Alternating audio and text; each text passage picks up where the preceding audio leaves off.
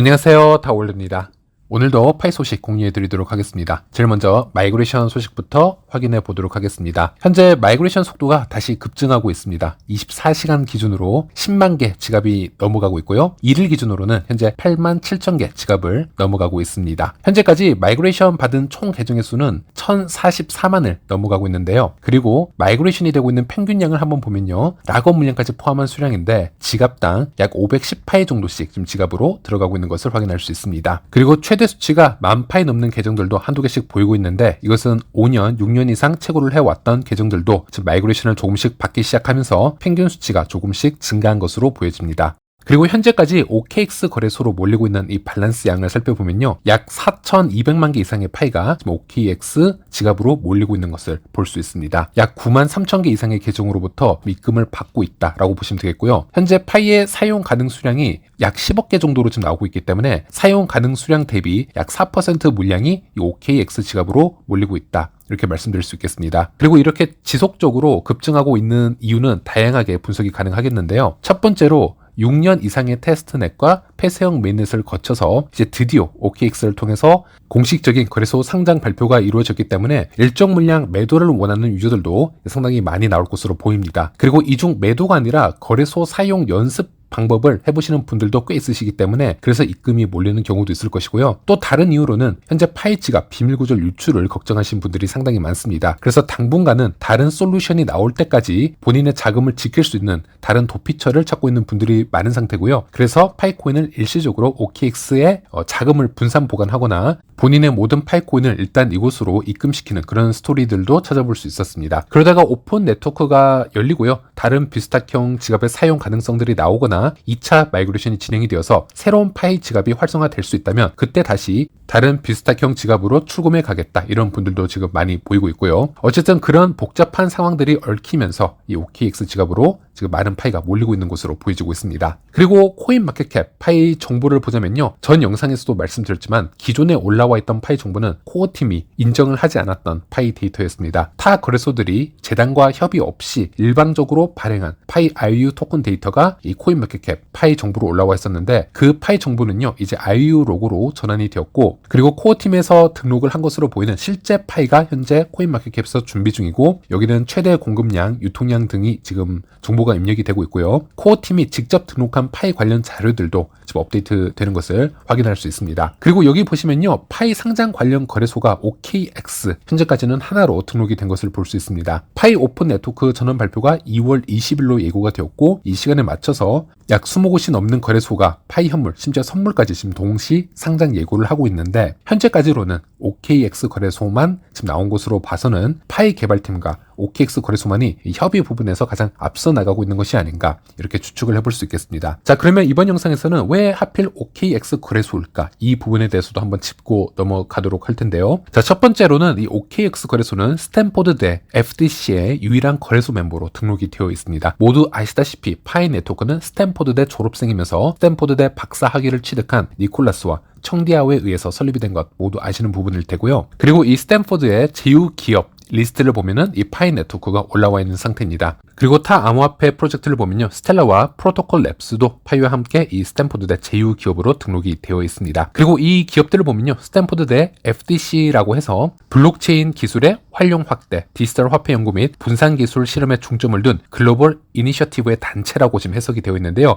그래서 스탠포드대 협력 기업들이 서로 밀접하게 연관이 되어서 지금 연구를 하고 있는 것으로 보여지고 있고 OKX 거래소가 파이와 여러 비전을 공유를 하고 협력을 해나갔을 가능성이 상당히 크다라고 할 수 있겠습니다. 참고로 이 스탠포드대 FDCI 공동 디렉터가 데이비드 마지에르라는 교수인데요. 이 교수는 스텔라의 합의 알고리즘을 개발한 교수이기도 하고요. 파이백스에도 실렸던 교수이고 파이가 처음 출시가 되었을 때 이 스탠포드대 신문을 보게 되면요. 파이 네트워크를 소개를 하면서 이 데이비드 마지에르 교수의 조언과 교류가 이 파이의 중요한 역할을 했던 것으로도 언급이 되고 있었습니다. 그래서 이 부분만 정리를 해보자면 OKX 거래소가 참여하고 있는 이 스탠포드대 FDCI 조직의 수장이 이 파이 프로젝트와 파이 코어팀을 알고 있는 데이비드 마지에르 교수이면서 또 이 데이비드 마지에르가 개발한 스텔라 합의 알고리즘을 이 파이 프로젝트가 사용을 하고 있기 때문에 이런 점을 고려해 본다면 파이가 미래 거래소에 상장을 했을 때 이 OKX 거래소와 어떤 조율을 먼저 해보기가 상당히 쉬웠을 거라는 그런 예측을 해볼 수 있겠습니다. 그리고 또 하나는 이 OKX 거래소가 유럽의 미카 라이센스를 획득한 첫 번째 글로벌 거래소로 이제 발표가 되었는데요. 여기서 미카 법안이라는 것은 유럽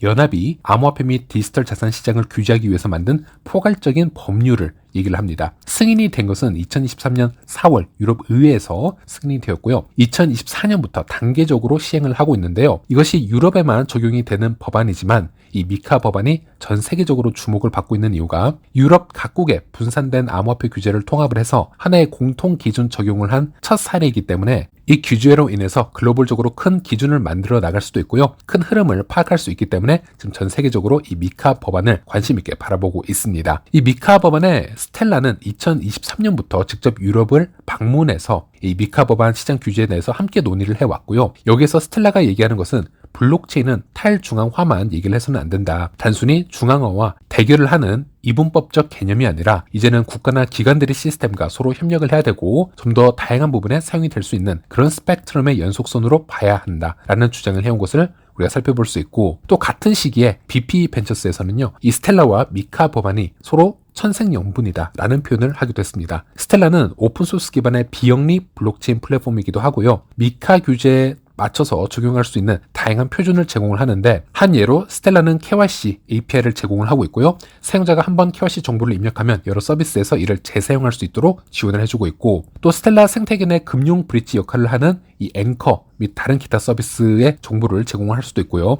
그 외에도 기술적인 부분을 다 언급을 해드릴 수는 없지만 미카 규제에 적합한 암호 자산을 발행할 수 있는 기술적 도구와 프로토콜을 제공을 한다라고 평가를 하고 있습니다. 그래서 지금 전체적으로 정리를 해보자면요. 파이가 OKX와 특별히 상장 협의를 해온 부분이 단순히 우연이라고 바라보기는 힘든 부분이 있습니다. 제가 한 페이지로 정리를 해보았는데, OKX 거래소는 스탠포드대 FDCI 회원 멤버이고요. 또 파이는 스탠포드대 협력 업체입니다. 그리고 이 FDCI 수장은 스텔라 합의 알고리즘을 만든 이 스탠포드대 데이비드 교수라는 사람이고요. 또 파이를 만든 수장은 스탠포드대 박사 출신 이 니콜라스입니다. 그리고 파이 프로젝트와 니콜라스는 이 데이비드 교수에게 영향을 받은 부분이 있습니다. 그리고 이 스텔라와 OKX 거래소는 유럽의 암호화폐 규제 프레임워크인 미카 법안의 라이센스를 취득하거나 매우 잘 맞아 들어가는 프로젝트로 평판이 나온 상태입니다. 그리고 파이 프로젝트는 무조건적인 탈중앙화를 추구하기보다는 KYC 시스템을 도입을 하였고, 웹 2.0과의 통합을 강조를 하면서 기존 시스템과의 자연스러운 협력을 지향을 해왔었고요. 그래서 파이는 각국의 규제를 준수한다라는 이 부분을 매우 중요하게 여겨왔던 프로젝트 중 하나였는데, 이런 부분을 고려를 해보았을 때 왜 첫 거래소가 OKX로 선정이 되었는지, 왜 이렇게 계속 시그널이 뜨고 있는지 어느 정도 충분히 설명이 되는 부분이라고 할 수 있겠습니다. 자, 그리고 수많은 거래소들이 2월 20일 파이 현물 상장을 예고를 하고 있는데, 아직까지는 파이의 재단 물량, 유동성 풀 물량이 움직이고 있지 않은 것을 살펴볼 수 있습니다. 파이코어 팀이 상장 관련해서는 항상 적극적으로 움직이지 않겠다, 시장에 관여하지 않겠다라는 스탠스를 표면적으로는 보여줘 왔었기 때문에 이것은 확률적으로 좀 지켜봐야 되겠지만, 파이코어 팀이 이 거래소들에게 파이 물량을, 유동성을 공급해주지 않을 확률도 있고요. 그렇다면 거래소들이 미리 충분한 물량을 확보해 놓지 않았기 때문에 이 상장에 관해서 상당히 힘들어지는 부분이 있을 수 있습니다. 그나마 OKX 거래소 정도가 미리 지갑을 얻어서 4천만 개가 넘는 지금 파이 입금량을 확보해 놓은 상태인데요. 자, 그렇다면 다른 거래소들은 어떻게 이것을 확보해야 될 것인가에 대한 의문이 아직 남아 있습니다. 현재 파이의 사용 가능 물량이 10억 개라는 것은 지금 보시는 것처럼 고래 물량에 이렇게 몰려 있다기보다는 각 개인 지갑에서 수백 개, 수천 개, 수만 개 정도 파이코인들이 모여서 생긴 합이라고 할 수 있겠습니다. 그들의 물량으로 장외 거래로 한 번에 유동성 확보를 하기는 실로 불가능하다라고 보시면 되겠고요. 그 좋은 예로 천들러 고가 파이 1000만 개를 이 기간에 장외거래로 매집을 하려다가 포기한 사건이 있었습니다. 즉, 신뢰할 수 있는 장외거래나 거래소 물량으로 고래 지갑에서 이것을 받아낼 수가 있어야 되겠는데요. 폐쇄형 메인넷 단계에서 여러 해킹과 손바뀜이 일어나면서 고래 지갑들이 몇몇 존재하고 있기는 합니다. 그런 물량들이 거래소에서 일정 물량 나오지 않을까 예상을 해볼 수 있겠고, 아직 상장 일정을 발표하지 못한 거래소들이 꽤 있습니다. 이런 거래소들은 OKX 거래소를 통해서 유동성이 어느 정도 확보된 곳에서 물량을 가져가는 게 지금으로서는 가장 현실적인 부분이 아닐까, 이렇게 예측을 해볼 수 있겠습니다. 그래서 이런 시나리오들을 한번 만들어 보았을 때 2월 20일 날 파이 상장이 되면요, 우리가 예상치 못한 가격 펌핑이 일어날 확률도 있다라고 말씀드릴 수 있을 것 같습니다. 자, 그리고 이슈를 잠시 전환을 해서요. 오픈 네트워크 일정 확정, 또 상장 발표로 인해서 지금 전 세계적으로 파이 네트워크가 큰 주목을 받고 있는데, 특히 한국에서는 소셜 앱 다운로드 순위를 보면요. 파이가 1위를 지금 차지를 하고 있고, 전체 앱 다운로드 순위를 보더라도 파이 앱이 5위, 파이 브라우저가 6위에 오르는 지금 높은 순위를 보여주고 있습니다. 오픈 네트워크 이후에는 사용자 증가율이 더 폭발적으로 상승할 가능성이 있는데요. 여기서 우리가 주목을 해야 될 부분은 우리가 오픈 네트워크 전환 이후에 올해 안으로 1억 명 유저 달성을 할 수 있을까에 대한 부분이고요. 이는 UBI 암호화폐 모델이나 신원 인증을 추구하는 다른 프로젝트들과도 맥락을 같이 하는 부분인데, 예를 들어서 월드코인을 보게 되면요. 여기서 샘 알트만은 월드코인의 1차 목표로 1억 명의 사용자 확보를 지속적으로 강조를 해왔었습니다. 이것은 비트코인이나 이더리움이 보유한 1억 개의 지갑과는 차별화되는 것이고요. 기존 암호화폐 생태계에서는 한 사람이 익명으로 여러 개의 지갑을 무제한으로 생성을 할 수 있었습니다. 반면에 월드코인이나 파이 같은 경우는 1인 1계정 원칙을 고수를 하고 있기 때문에 사용자의 실제 수가 보다 정확하게 반영이 될 수 있는데요. 여기서 샘 알트만이 강조하는 1억 명의 중요성을 한번 살펴보면요. 암호화폐 생태계에서 단일 프로젝트에 1억 명의 실제 사용자를 확보하게 되면은 현재까지 우리가 상상 속에서만 가능했다라고 생각했던 그런 경제 및 기술적 패러다임이 현실화될 수가 있다. 즉 1억 명이 되면은 우리가 특이점에 도달을 할 수 있다라고 주장을 해왔습니다. 그래서 이는 월드코인뿐만이 아니라 1인 1계정과 신원 인증 시스템을 기반으로 운영되는 모든 암호화폐 프로젝트에 동일하게 적용이 될 수 있는 개념이라고 보시면 되겠고요. 따라서 파이 네트워크 역시 1억 명의 KYC 인증 및 마이그레이션 완료를 달성하는 것이 매우 중요한 과제가 될 것이고, 이것이 올해 안에 도달할 수 있을지 살펴보는 것, 이것도 매우 흥미로운 부분이라고 할 수 있겠습니다. 네, 이번 영상은 여기까지고요. 다음 시간에 다시 찾아뵙도록 하겠습니다. 시청해주셔서 감사합니다.